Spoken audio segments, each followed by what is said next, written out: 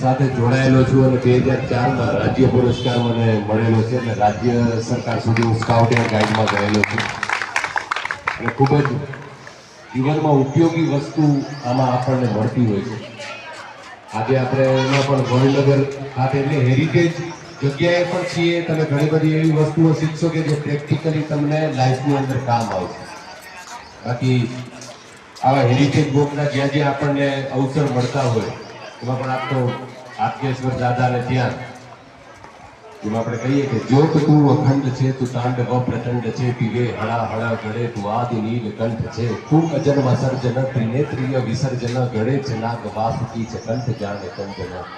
તો ધાર્મિક વસ્તુઓ પણ આપણી સાથે હોય, કલ્ચરલ પણ હોય અને આમાં મને જાણ્યું કે 8, 9, 10 એ સ્ટાન્ડર્ડ છે ને સ્ટુડન્ટ. વાહ વાહ, ખૂબ સરસ. All the best. એક્ઝામ હજી બધાની